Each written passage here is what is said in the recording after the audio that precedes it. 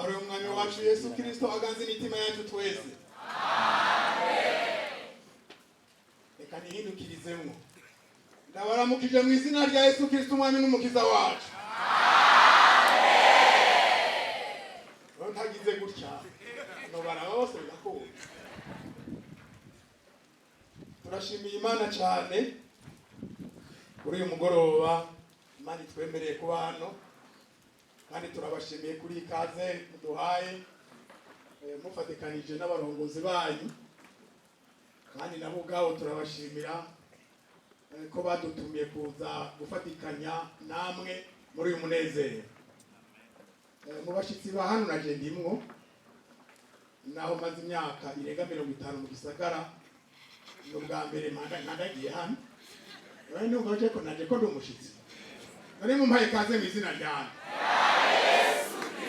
None Yesu Kristo ankorera iki?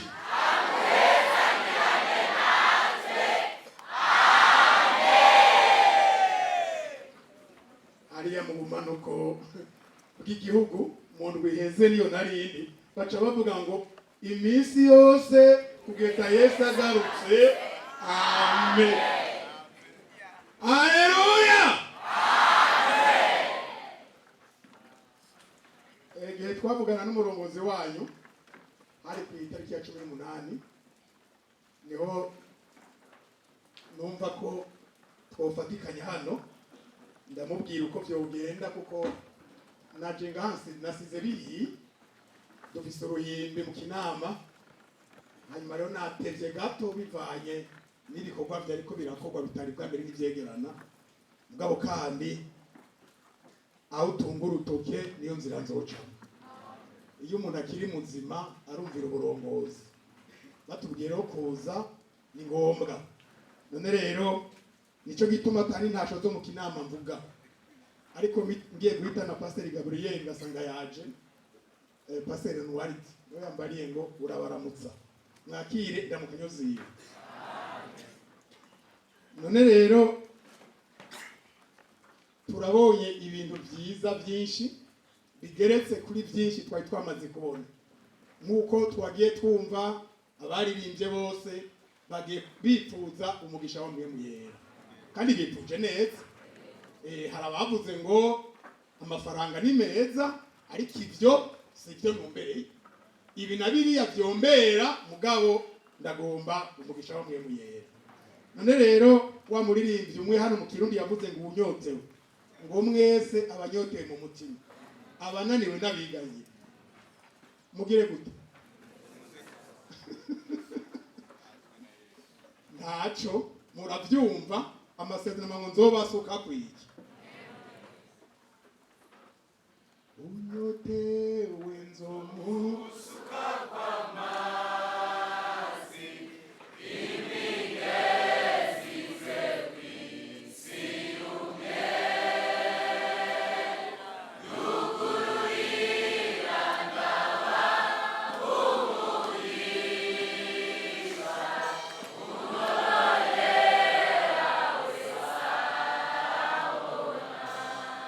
Umenya mu vyumviro by'Imana birashobora ko aba banyagiriwe ngaho hari abari bafise inyota kudusumva. Haleluya. Amen. None bakora ntiyamye ngaha none ko tanyagiwe. Reka usangira amajambo y'Imana afise mu gitabo cyo wavugishwa n'Imana. Yeremiya umuhanuzi wa kera, ibice 15 umurongo wa 19 yahara amajambo twovugana ko kuri uyu mugoroba. Nsenze Imana niyo narose, murumva haramaze iminsi ndabizi ndiko ndasenga Imana, mvuga nti none Mana nzobabwira iki bari abantu zohurira muri IGL. Yeremiya 15 igice umurongo wa 19.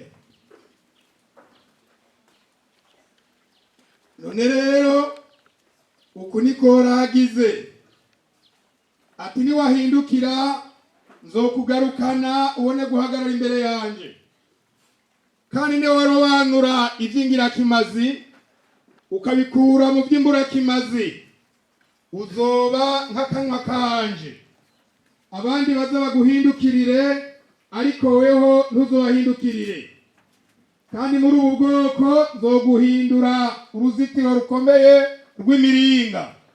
Bazokurwanya ariko ntibazokunesha, kuko nzoba ndi kumwe nawe ngo ngukize ngurokore, ni jewe Uhoraho mbivuze. Nzokurokora ngukure mu maboko y'abanyakibi, kandi nzogucungura ngukure mu maboko y'abana y'abantu bagatera bwoba. Imana nishimwe. Amen. Ubwo nahanogeza aha nitwose nga tugataha tugeretse kubyo twumvise. Nibaza ko nta twogarukiza ngaha tugahamagara tutabantu bagomba kuba abantu bingira kimazi, nibaze dufashanye umuntu arobanure ivyo vyimbura kimazi abite, hanyuma yakira ivyingira kimazi ngaca ndangiza. Ani mwote none rero Imana iduhaye umwanya wo kuri uyu mugoroba kugira ngo tuvugane iri jambo rigufi ariko rinini, kuba uwingira kimazi. Yesu ashimwe.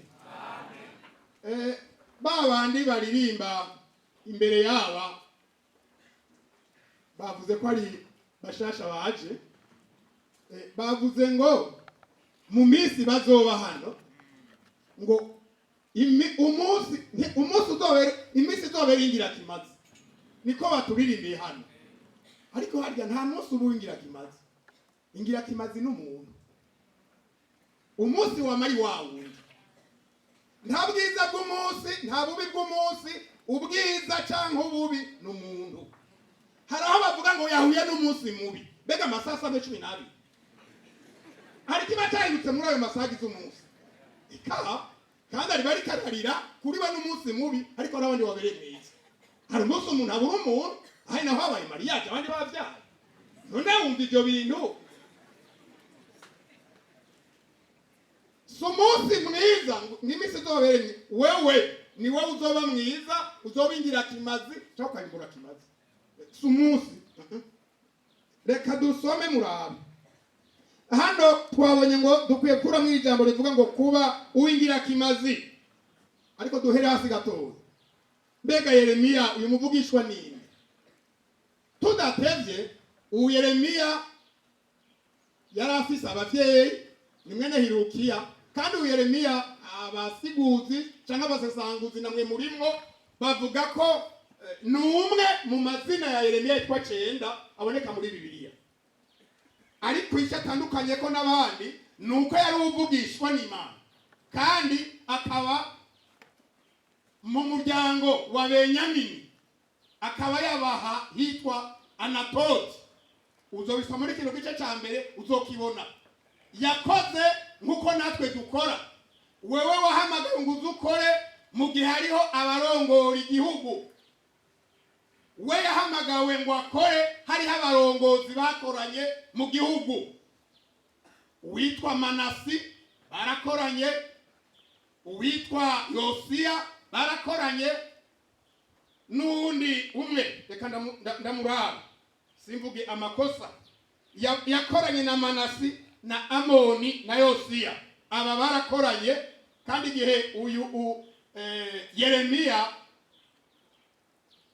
nubwo ariwe avugwa muri kino gitabo, baba muri gitabo cya Yeremiya biratandukanye n'ibindi bitabo, kuko akenshi usanga ibitabo abo byitirirwa aribo bavyanditse, ariko we siwe mwanditsi. Yaravugishijwe uwitwa Baruki nk'umukarani, nawe arandika.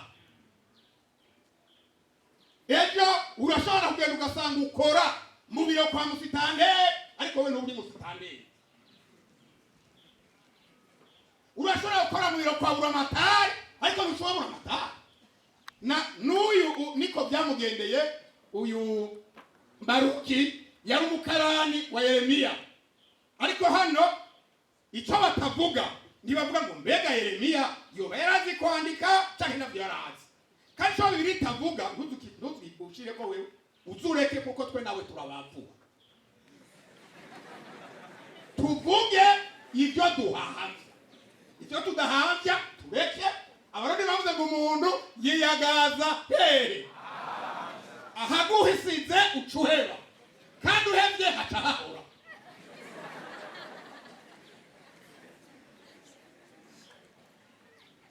Yeremiya iri zina ryonyine risigura ngo Imana yashinze.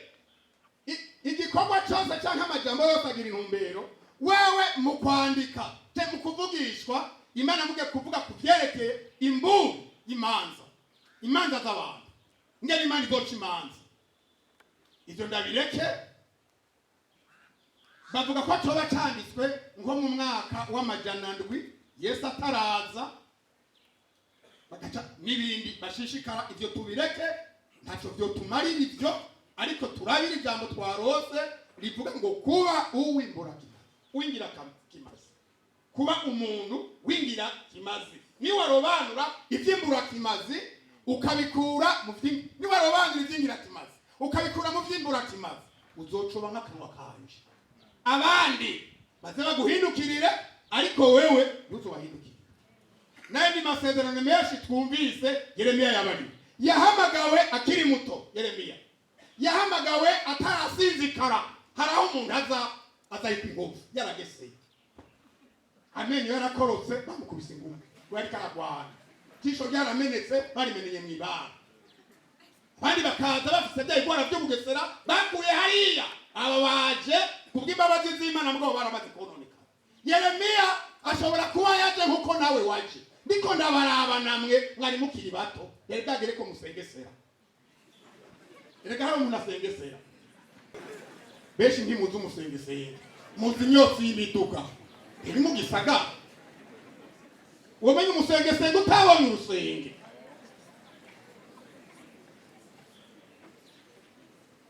Yajari muto Yeremiya, ndamuze ko gatoyi. Kandi Yeremiya arafise ikintu twebwe nanje ndimwo yaraturushije mu ruhande rw'Imana. Atari we yahisemo kuko Imana yakimutiyemo. Kuko ariko aravuga ati jewe naho mpamagaye ndacyari muto. Imana mugeteka ko uzuvuga ukiri muto hehe. Jewe Imana igihe nakurobanura wewe nakumenye so na nyoko bataraba, n'abasabukuru zawe bataraba, utaraba mu nda ya nyoko Yeremiya, Imana nayo yakuzi. Kandi utaranavuka ngo uve muri yo. Nari namaze kugira gute? Nari naramaze kukurobanura, waguri ko mavuta. Haje na hamwe wagwana wewe wiba, haje Imana yari akurobanura. None tutaguye, agari abaguye. Haje warasambanyira kureka iti ntacyo burononekana mugabo narakurobanura uzoruhutse. None hageze ntiwakigiza. Imana rero Yeremiya icara kidusumbeje kuko twebwe ibyo ntabyo Imana yatubariye kwa turobanuye tukiri mu nda za ba mama cyo tutarabayo. Ibyo nibyo tuvuga twizera. None ibyo tuvuga mu kwizera ntabyo yatubariye. Wewe alikubali. Haleluya. Ariko nahita tubariye twasanze aribyo. Yasashimye.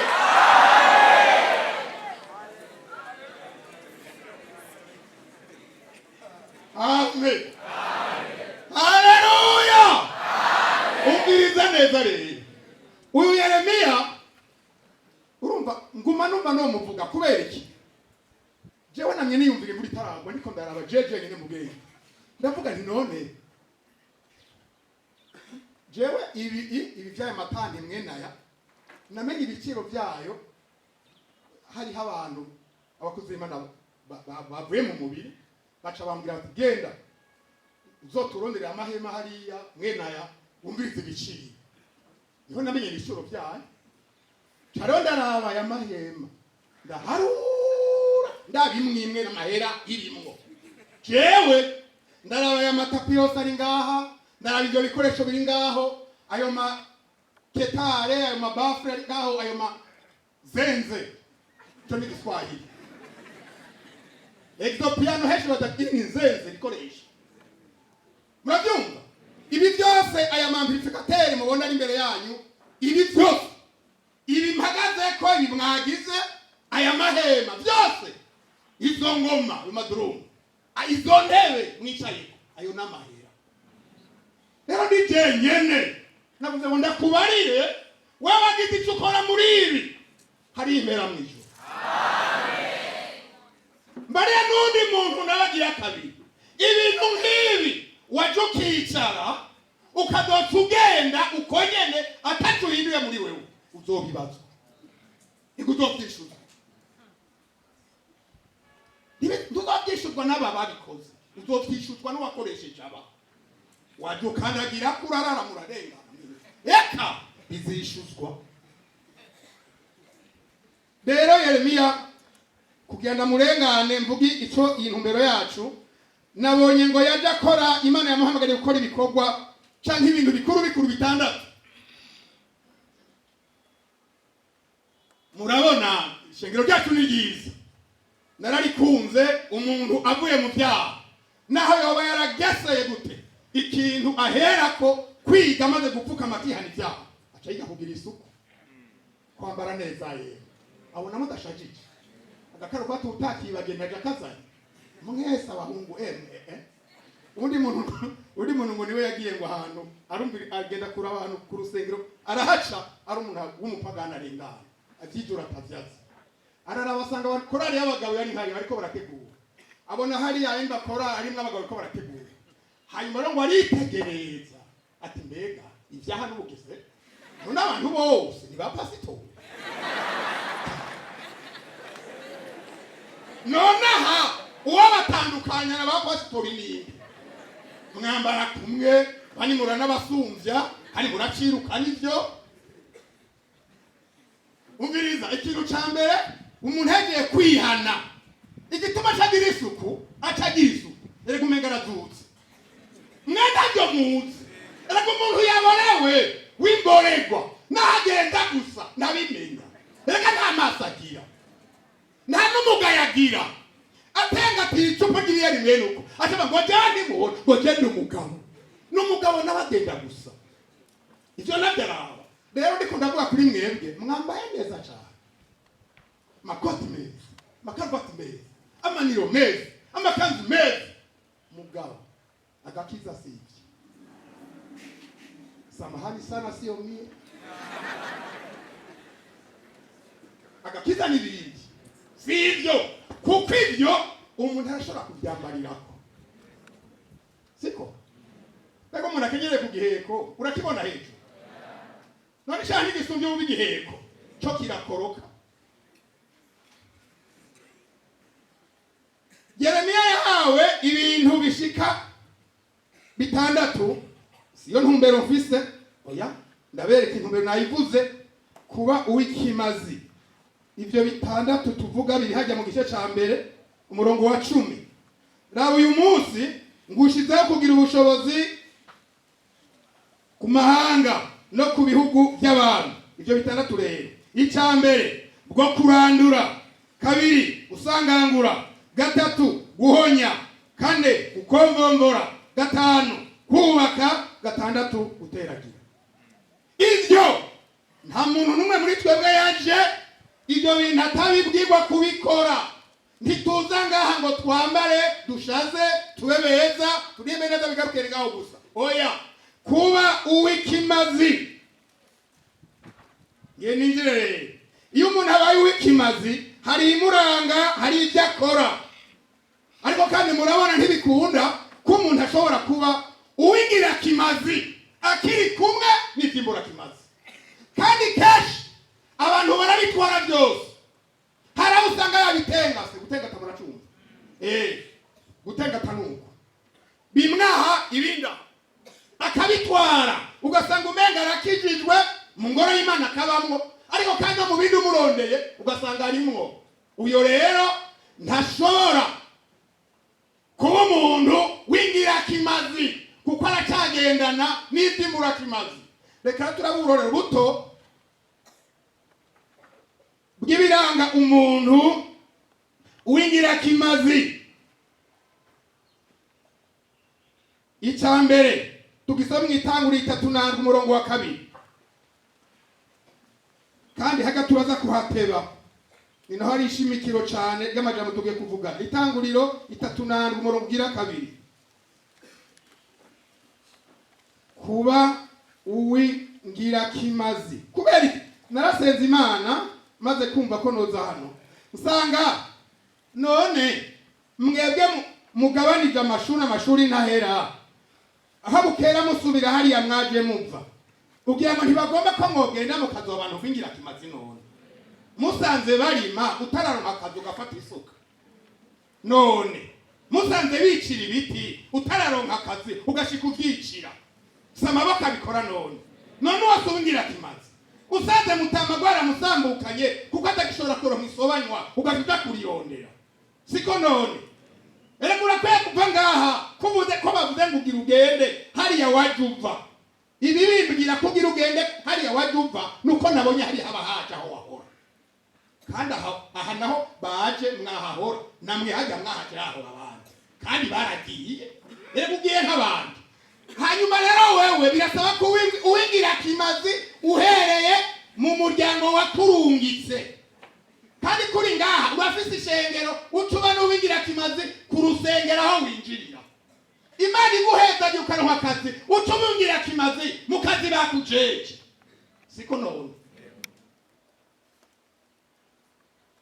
3 umurongo ugira 2 muza mwashitseyo ndabizi nagumye mvuga.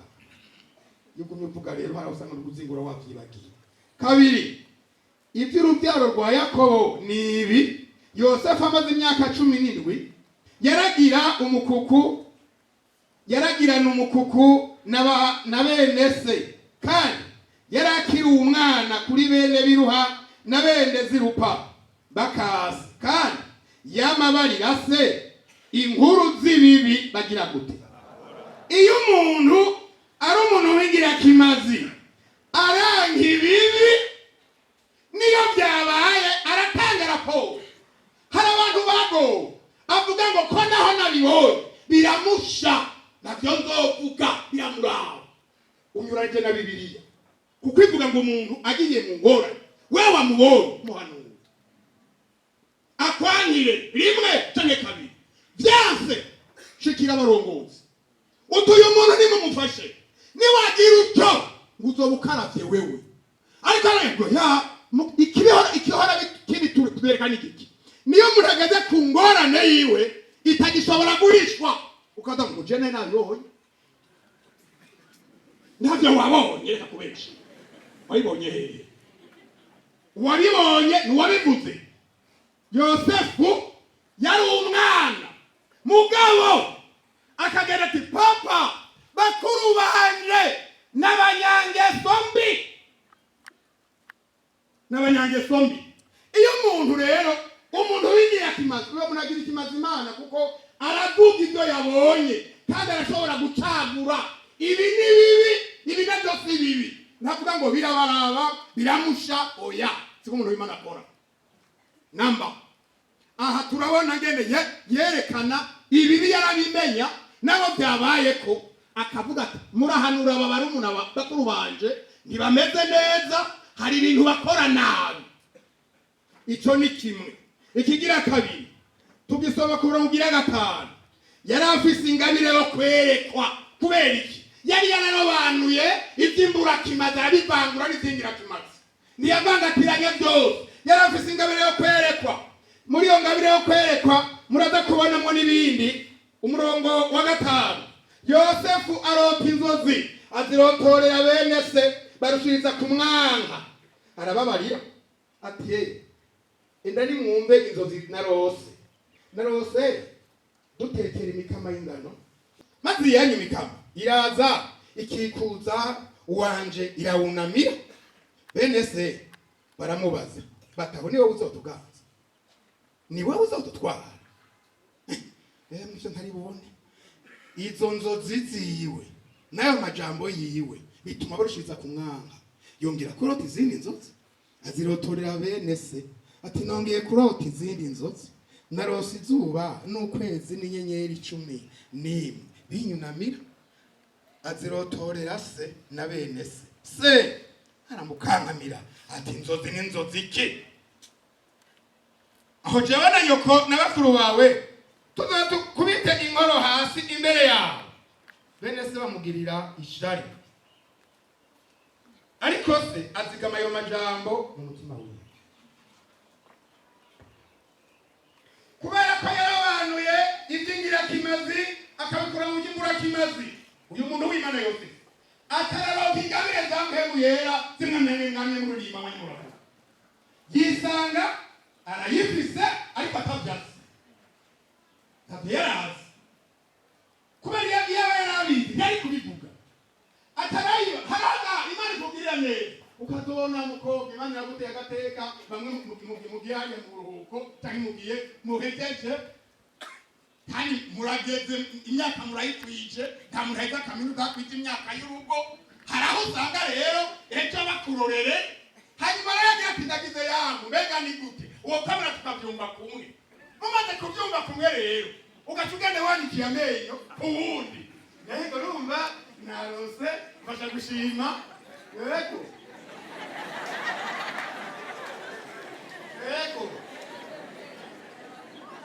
nawatego kweli ufashe gushima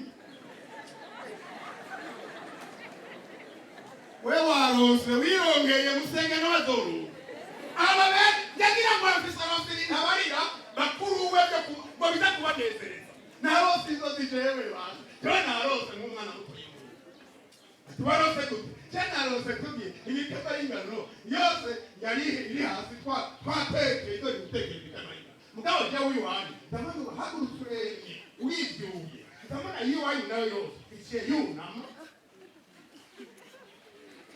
norega yeye yarafite nawe yari yishimye bivuze ngike hose n'umuntu arose aba yagize nawe mbega turatariga ku muntu tariga ko mutezo ngo ariko mutazi Imana nayo ndoze nibakati warose kandi rero inzu ya Yakobo kubera ko na Yakobo se wabo muramuzi ariko arahunga ndatase gatoya ariko arahunga mwene wa Wesa yageze Beteli yakiriwe yaragisegura asararota iyo nzu ari nzirota kandi zikora kabuso n'abakuruwe naho batabyumva neza harahimanaga iguhirino bitambaye n'ukukijijweka naho bari ingeso bibari bazifise n'abanye barabi n'ukuri batari bafise ngabi none so basobari izo mutayi bose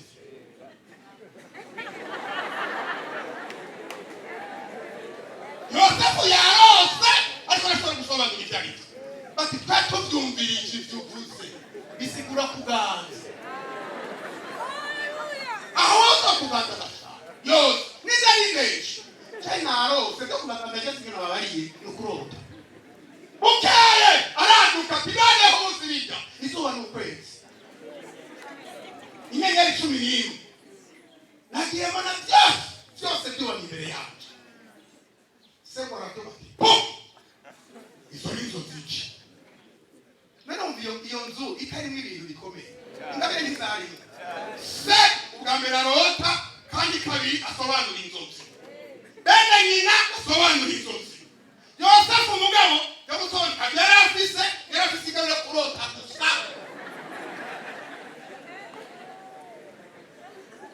amen yari yararabanuye iby'ingirakimazi arabikura mu by'ingirakimazi ibintu byose mu mwanya wabyo hari ibintu bitagendana hari ibintu bitabana icyaha no kugororoka ntibibana hari manga ndende niko Aburahamu yabariye wa mutunzi hagati yawo na Lazaro hari manga hariho akarere karekare ntibikunda ku muntu wino aza hiyo kandi abo hiyo ashobora kuzino hari manga hari umwanya hari ina aha rero twavuze ngo uyu yarafise ingabire kubera ko arabanuye ivyi ngira kimaza kibikora mu by'imbora kimaze kweremera yagurishwe n'Imana reka dushishikare reka yigirwe imbere rero. Uyu muntu yarabanuye, uyu muntu wigiye kimazi aragirira ikimazi ahantu hose ageze. N'uwikimazi si wewe gusa, no mu magorwa no mu bibazo aragira ikimazi.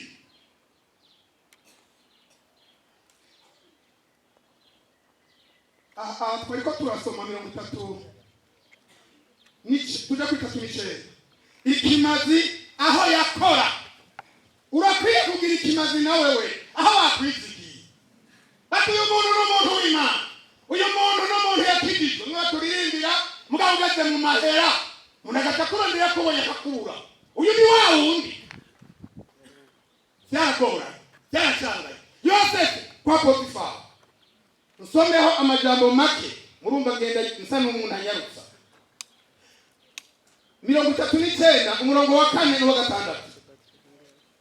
Yosefu akona kuri we aba ingenda yiwe, maze amuhindura umubwiriza wo mu rugo rwiwe, amuteza ibyo afise byose. Maze uhereye igihe yamugije umubwiriza wo mu rugo rwiwe, akamuteza ibyo afise, uhora acaha umugisha urugo rw'uwo munyegiputa ku bwa Yosefu. Umugisha uhoraho uba ku byo yari afise byose byo mu rugo n'ibyo mu ndimiro. Yesu ashimwe.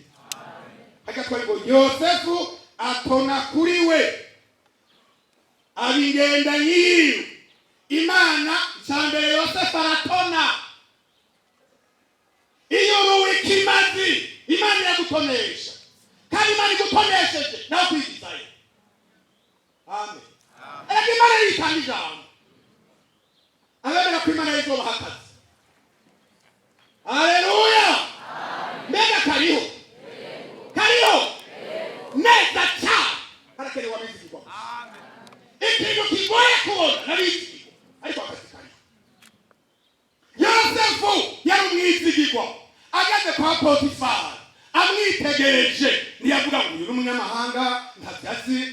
Yo arabanza aratona ngo atone amuteze ibyo afise byose. Usomye bya murongo w'urugo ngo nta kintu yarakiyumvira atari izinda gusa. Yosefu abakozi, imirima, ibitungwa, ibintu byose, kandi akabikora neza. Murabyumva? Iyo habaye umuntu agira ubuntu akaba umuntu wingira kimazi kuko yataye sibura. Ndakwipurije kuri mugoroba guta ibyo gutaha, ubiki ibyo kubika.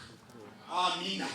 Yesu agushoboze guta ibyo kwiye guta. Ibyo murakimazi ubwira Yesu ngo ndagusabye mfasha kubita, ndagomba guhagarara n'ikingira kimazi.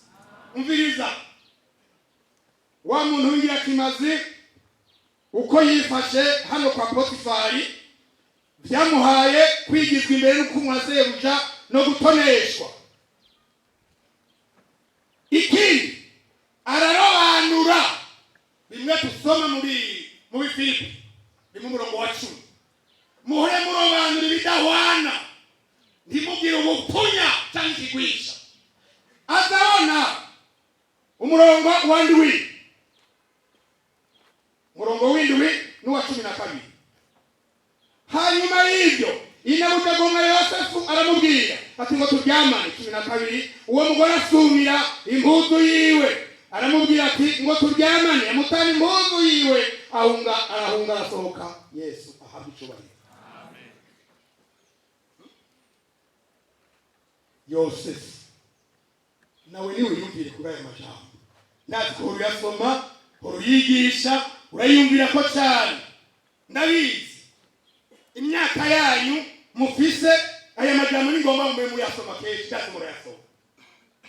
Yosefu umunyakanani ari ngaho mu Misiri, yajyanwayo nk'inyagano bijya kandi yagiye twabiretse. Hanyuma rero aragiriwe ibakwe, shebuja aramwemera, aramutonesha, ibintu byose arabimuhaye. Nyina bagatanga sindaza wokurwa n'umugabo wanjye nta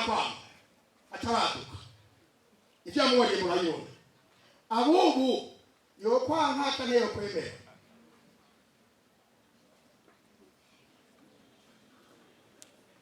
Nicyo n'ijambo so muri jana yovuga ngo aratomboye atoye kuri shebuja na inabuja hari kindi wasigaje none mugabo yose fateka hari ibintu basobanuriye bagatuvuka hari ibyo basobanuriye na papa arabimbarira ngo hanzoganza sishobora umviriza wa mugore cyangwa ubahima ibyo nibyo muratibaza uri kurwambarira nanjye ndari tujana ndimwo ibyingira kimaze ibyo muratimaze ntibirabaye kuba kuko jewe njana ruzuye kira mugeze ngo haka njana ruzuye none kintu tuzuye ibida bishiraye cyana kwite wa mugore rero ntiyaheba ko Satani naho mubwira amajambo ameze gute ntaheba araheba kandi ari hasi kumwimbati ari hasi garasiyo kuri wowe Satani wagira handa rimanye iyo utabimenye utumwire kuriya atoye ntacyo bakamwiyegereza yose fateka honosha igirayo nusha haratubira wobahuka ati umuhigi wa inzo tegundi musuri snati we waramusubira kandi bari muhira nabati po segera nizo mpuzu maramaranizo no kumangenda gusa mugabo bagenda ndi mu burije no kumanambarane mugabo nkagumyiteka ibyo birakira nkaguma muri jewe nkazoba ndambara amina mbega ninde mwabonye yayemangiye yagendanye gusa ninde mwabonye iyo mana isinina ikamuhemukira ninde mwabonye yapfuye yiyagaza yarayigize umuhungiro ninde ntawe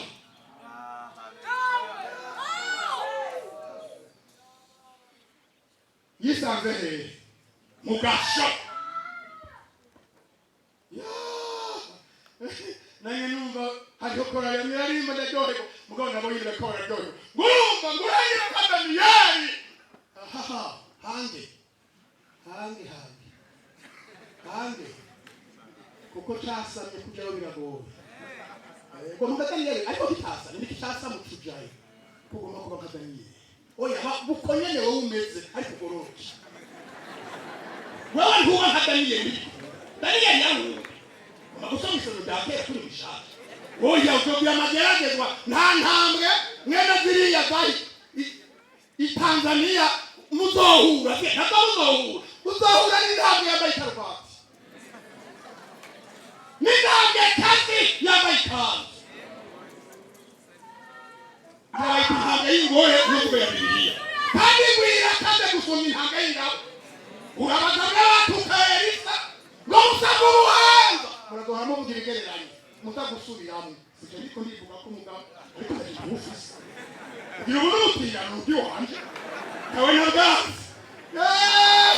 aratukana ngo hatazi no hari abahungu 42 idubu ingore what hari wacitse aziraka imugahuwe n'idubu ingore w'abahungu kandi idubu ihamba idubu y'inkoba hangi nizo duhura niwanyeshizo nizo bazogushimira yatomera ko kihaze muzohura hano rero atayisanga mugasho ko Potifara ashitse bakamuha raporo y'ibyabaye kandi babeshira yose kandi akunda umuntu ari mu bugingo ikizo mubwira umuntu ari mu bugingo umuntu ari mu kintu cyitwa ikingira kimaze naho bamubeshira yisigo arareka reka turafise udusigura amen kandi adusigura neza nta n'amakosa adushyiriramo wewe ariko ugiye kwisigura wewe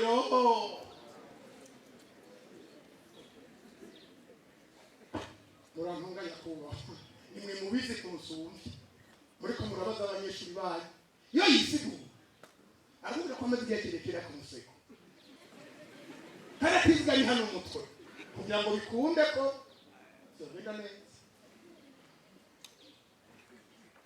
umvise ntiyisigura asa kutisigura reka shike mu gasho kubera ko twabonye ko igituma nagombye gusoma hariya aho mu gasho ni jambo nasanze ligaruka hariya kwa Yosefu murongira kane ngo Yosefu atona kuri we no kuvuga atonye kuri Potifar hariya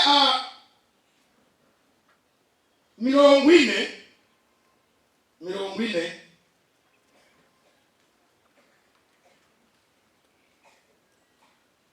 oya 39 umurongo wa 20 eko handitse ngo ariko horaho abakumwe na Yosefu amugirira neza amuha gutona ku murinzi w'ibohe no kuvuga Yosefu yagera kubera atazimbura kimazi yararimo ageze hose yaratona ndakwikuje gutona amen ubu umuntu atona ariko imbere y'Imana n'utoni imbere y'Imana n'imbere y'abantu uzotoneshwa Yosefu yaratoni imbere y'Imana umurinzi w'Imana mubonye ngo atamuha muradobiso amuha abantu bose bari mwiboye atabo bantu bose bari ngaho tubaganza yahora ganza kwa Potifar yitegereje no mwibohe ashikaganza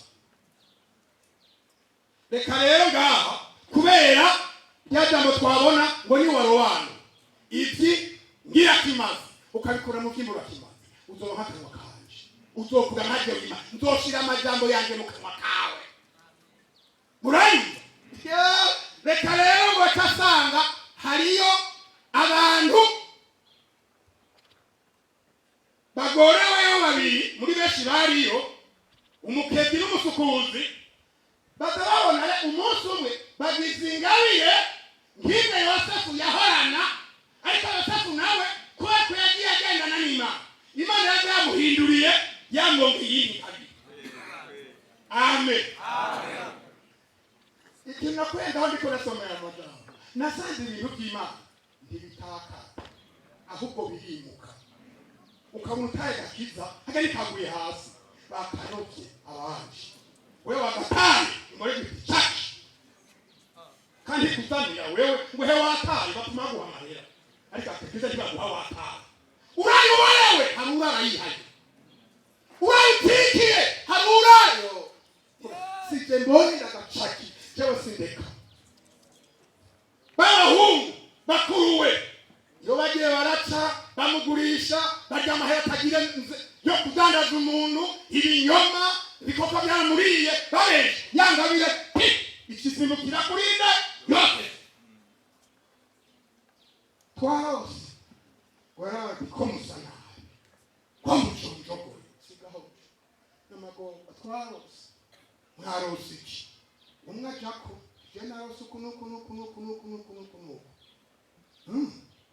ati nta misi nyinshi sigaye wewe bagira gusubiza mu bikorwa byanze guhereza shobo mu kigabo kubisure mu murimo ubona atiyo kwa mu bari ko na jewe nenda mu bari abantu biyumvira mu Imana ivuga kumwe abantu mu kugo babyumvira ko ntivuga kumwe kandi bwira umuntu wese ujya wayinde ikubye nende umuriro rutiyana mugabo kindi turoreje nende kukujana kandi baguhezagira mwezo utaratanga guhezagira mbere kumwe nawe haleluya wone tinadambarira tinanje narose mugabo ngiye guhereza data buja ndabona ibisiga bindiye ku mutwe ateko ko wewe ntibitani byumva iminsi itahe barakumanika kandi ibisiga birakurira hejuru ku giti n'agisiga wao ndarekuwe atishaka agende umuntu yanyaze ngubwo hariya mu Kanani nta makosa nakisi hajya ngo yarambeshe urazumvugira bahuriye hahadona ni habi mwego batakuvugira siko uramura kwivugira cyangwa uramubona murashenge umuntu wanyina kwisengera umunanira atashaka ibyo wawe Maria oya kuvugana mukuri bakozi Imana nge mumfashe ninda murumba bavuga ngo wansengera ngo byengore naho mwana ko maze gatereka cyasingise we hachiba bayi none ngo baba Yosefu rero nguyo muri jawohe iyo mana rero ko yamaze kuba umuntu yahawe ingabire yo gusobanura inzozi niyo ntambuko yagezeko ntakirota gusa n'abarose abasobanura. Imana itimo ko namuhaye iyo ngabire rero ngenda gukure mu gasho. Uyo muhungu yarakwibagiye, abantu baribagira, mugabo Yesu no kwibagira, nyina yo kwibagira, uruhinja yabyaye nayo byoshoka Yesu akwibagira. Mw'ijuru hatamana kw'inzozi no kwa Potifari. Imana yotisha ubigomba. Ngo muzose ngomana ngo mbinzozi aho kapata. Togo muraro ahumize nzoge zose namba. Ayikanye kukweli kandi Yesu abafite ngabiki. Igomba kikweli naho wamuri mu bantu ngaho. Basinzira inyo kirimo we bacuriho. Yesu ashimwe. Potifari abo ni ko batari bwabone inka zonze. Zibiri zimeze gute? Nabiso tajika. None ni mu mishu. Inka zonze zibiri zibushe. Nebo kuri yo binga yonze. Yidibushe urishira. Kwisanzwe yonze. None ukwiza mu ndahaye. Kandi yaragese. Yari byoroshye kumva inka ibyibushe yamizi yonze. Kuko irafisa yishira. Imana rero imesukwaje. Uko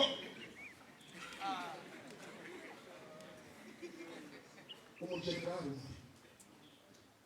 twamenye kuri Yesu n'abofisiye ari ubwo twumukibera twandi gushingura umwana umukoroneri yaguye mu mubiri.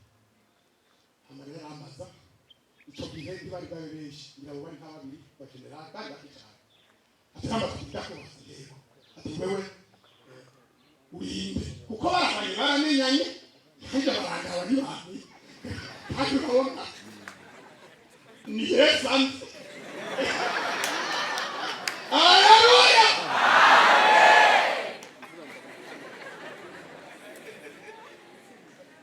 Kandi ataramba ngo none wewe urinde. Je? Dumu.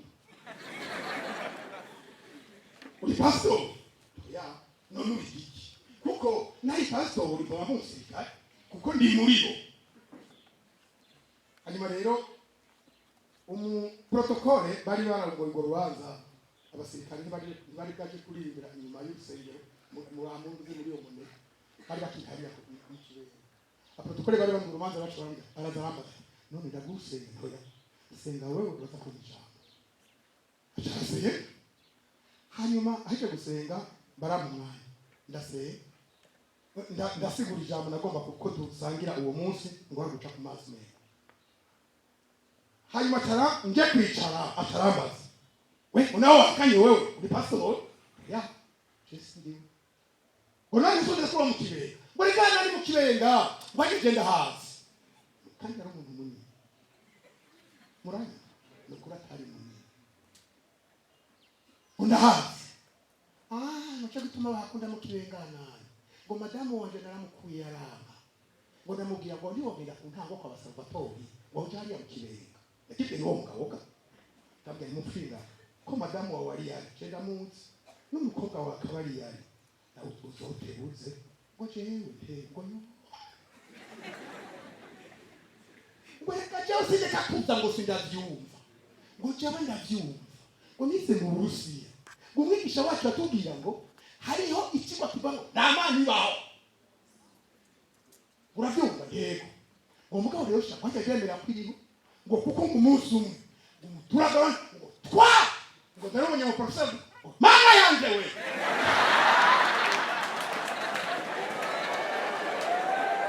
ndavuze ngo nta mani baho uri kuratwigisha iyo uhamagaye ni yahe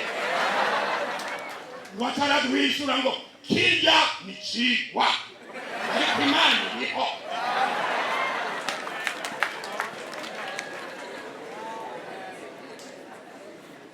Ati jewe noje kuko ibyo ndimo ndabona ko bigahuye mugabo hari abantu twiganye ndawuza kuvuga mugabo aranga ndagurira abantu batakagurira kutebera kubera ko bangana bize hamwe bo mutwenga agiye hanze suko mugabo kureka kubona ukuri bari usubire hano twara mugaciye Imana izanye izo ndozi niko ndavuga ngo ahi inka zonze imirizi zibushe atabona n'imikama y'ingano imwe n'ibihumbi itagira ngo namba bakabona ikirarya iri n'ingano kandi ibintu n'ibiki bahamagara abantu bashobora gusobanura barabinanira birabananira mugabo ngo wa wundi umwe yasubira ku gikorwa yahorako ati ibyutse ibyaha byanje ngo ari kuri gucukura mu kwezi mwami wanje hari umuntu ari mu ibohero ibi byambaye ko kugaruka ngaha nari nabyose ndoze nk'uko kuri wawe ambwira ko nzogaruka naragaruka n'ujya wamanitse yayimusiguriye itarahaba uwo muntu muhamagara ashaka kubwira ko byogira ibyo ari byo bintu nawe ngosigaye ndamubwira ugira na nzeri muri abo bantu bawe wegeranye nta n'umwe arimo uretse uwo mugabo kandi agasore nta n'umugore kagira. Haleluya. Ndashimira Imana ko itari ibyo umuntu atekeye ngo bijya muri rwanje n'abiga igomba ubumwe mutoyi mugabo ubibona n'abo bantu kigura kimaze notavuna inda yari afise ntabwo iryamwagiriza mu mutima. Haleluya. Rero ati mumpamagariye wo muntu Farawo bakamuzana kandi hajyaga uhamagara ubwami iteka riba ritangu naho utarabona Imana kuyaserutse iba yamaze kuvuga none ntibakire bamumuna ataha bayimbosha erega ari kurubwirye niko bapita baramura ngo babwire ngo bafungurira hariya ngo yashakishe bigera hariya abantu bashaka kurisha muri iyi minsi umucafu usigaye yitwa mushatsi umucafu abantu bapfa kagenda wimeze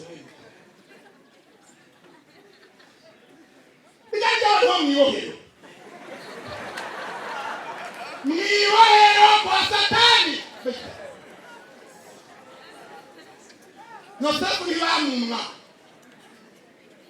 ubundi batangaye rukatireza nibyo mu magoba ariko ngo ibirori ngo n'ibyo abantu bari eka abantu bize kandi basanga afise diplome ngo afise impamyabushobozi no kwikorera isakamburira ry'imyaka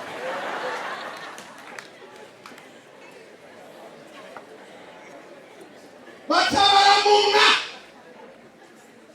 agahudu baramwambika none ari kuri bwami yambaye nabi ni wafatwa abakuru bibo baramumwa baramwambika neza ati reka ndatanga none cyamuje n'ibitanguranye nguyo arashika bati none ibi bintu bisugura ku kato ya ibyo ntabwo yamana amaraso nta muntu bishobora ni Imana ariko reka ndakubwiye nzeri cy'Imana yambaye izo nka zo zibyushe bisobanurwa nayo n'izo ngano zirimo zifite intete ni imyaka ndwi izobaho mu gihugu cyawe abantu bimbura n'indabo zitera mugazo nka zonze nazo n'ibyo bikumbi by'ingano nabyo bisigura imyaka ndwi izokurikira hari ikigoyi.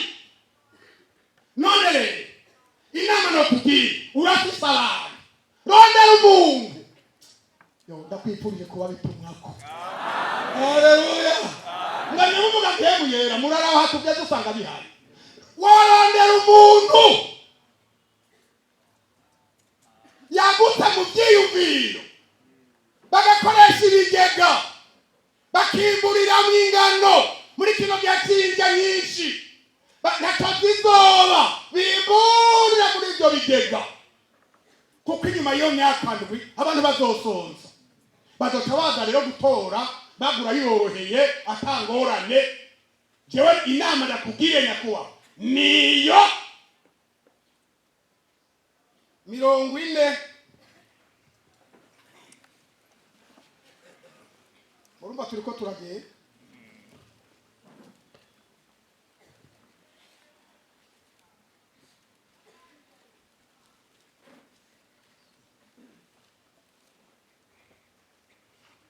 mirongo ine rimwe 37. Uyu mwanditsi avuga ngo iyo nama ishimwa na Farawo n'abishikira biwe bose. Farawo abaza abishikira biwe ati twobona hehe umuntu ameze nk'uyu ari mwiza. Amen. n'abapagani mpemu yera ntibamugomba muri bo ariko baragomba umuntu ari mu mpemu yera.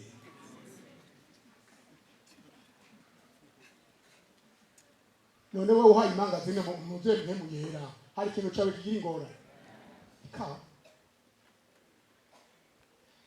umuntu ari mu mpemu y'Imana nta bindi byo kuvuga ngo mwe muragiye mu turabakeje abantu Imana yafashije imyaka mubaye muri aya mashuri aruhisha hanyuma ikaba yabafashije mukamugiye muririmba abandi turabakeje kuko mwamanutse muri abakobwa musuri iwanyu muri abakobwa mudatinya kwigira mu ngo mwavuye. Imana yarakoze kubazigama sanange mwavuga mu gisagara zirahari zirafanye kandi zahekenye benshi. Rega umuntu hagera ko batana tumbere muhira.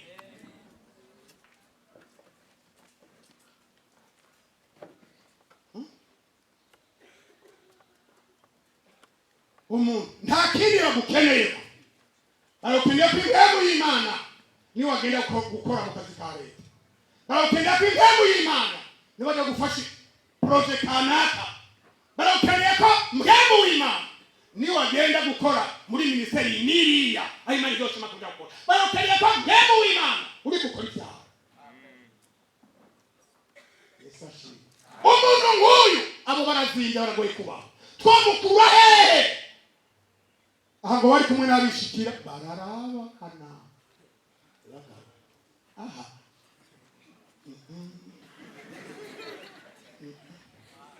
icyaputse mu byo nize hari cyicwa n'utwize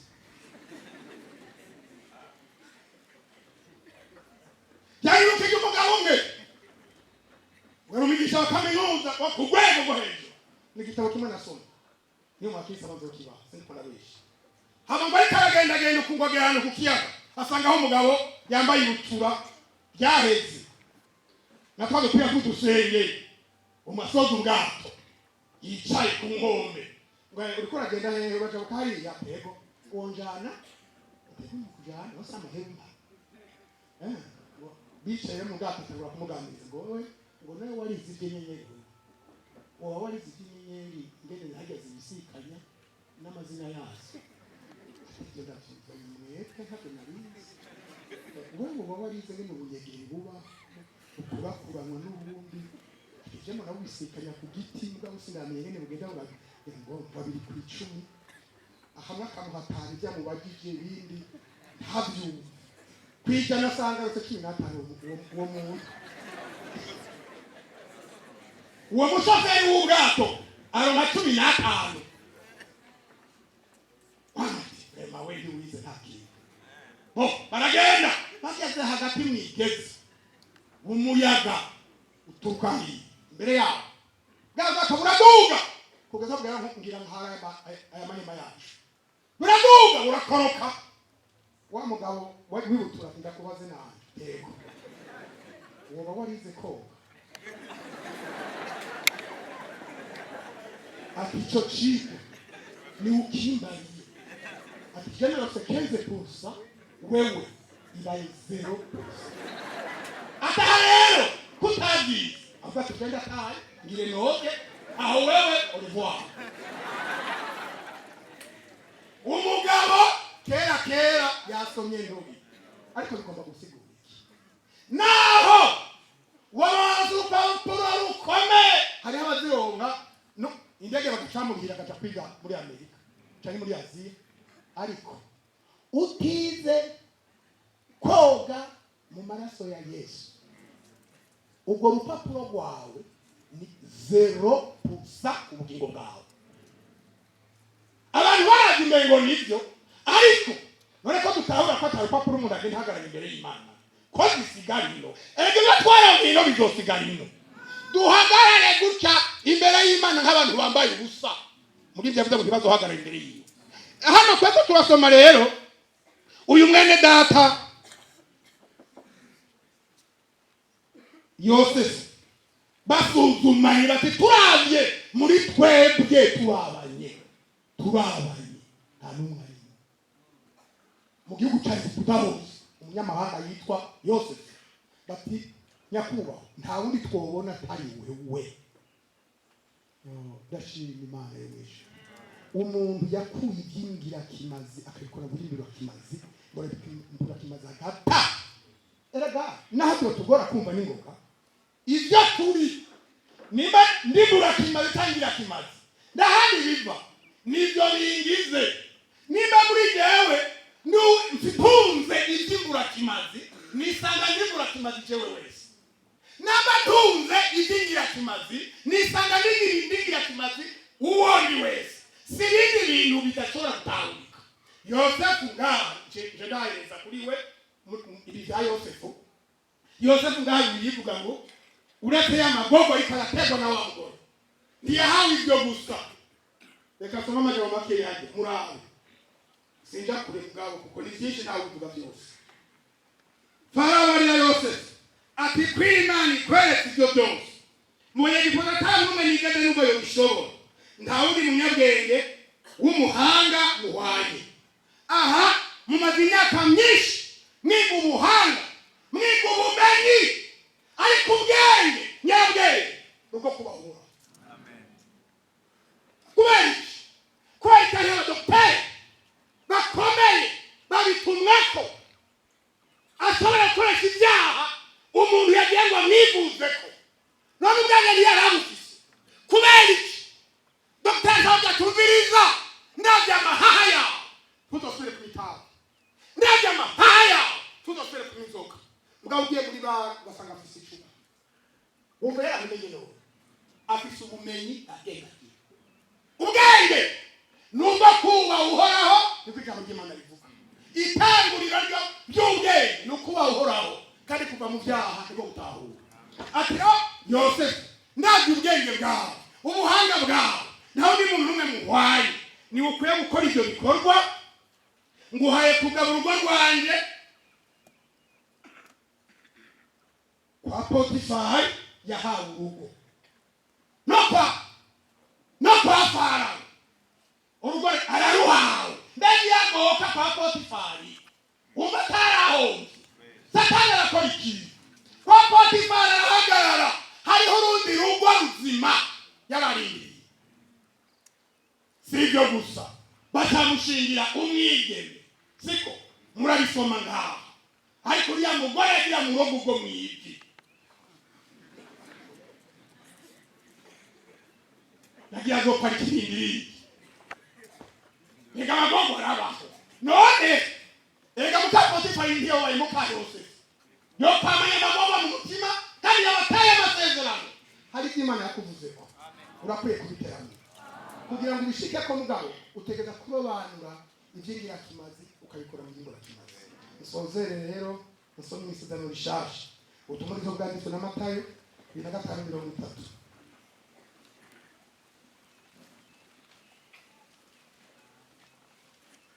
5:30 ndahasoma ari habiri nzoba mpejeje kwa masaha avuga kandi umwanya simu noneho nahereye ndiko ndavuga hamwe n'abo ndiko ndagutuka uwo butarababa uyambarira. Reka dusome hano 55:30 ndasoma n'ucete cya kabiri bareke Timoteyo dureze n'uyo muntu wanje w'imbura kimazi ni mu mute hanze mu mwiza no hazombarira no kurya ngisa z'amenyo Yesu adutabara. Ibyo yahawe gukora yabikoze impanuro yagiriwe yazigiriyemo haragera igihe muzobyisomera niba abandi bari bahawe amatarara muzobyisomera umwanya ntawe babiri baragambutse ubu nawe arahamba akamubwira ati n'uyo muntu wanje w'imbura kimazi ntabuze icyo yohabwa ni mu muwohe ni mu mute hanze mu mwiza ni bazomarira kurya. Abantu bose babaye imbura kimazi bafise kazoza kabi kubera iki bagumye babivangavanze n'ibyingira kimazi kandi naho ari imbura kimazi ibyo batwaye ari ibyaha. Mpeze mu cete cya kabiri bandike Timoteyo kugira ngo ubungira kimazi utegerezwa kuba umuntu yihanye cyo ni kimwe kandi yegejwe. Wa muriro mwavuga nako senga ikarenga ni wo kunda hari n'icyaha ibishoboka. Icyete cya kabiri barandike ati mwese avuga izina ry'Uhoraho ave kugabikanya yose ijambo abanza byimukemo aririmbe atari mu kugabikanya atiba agasambana atamushakanye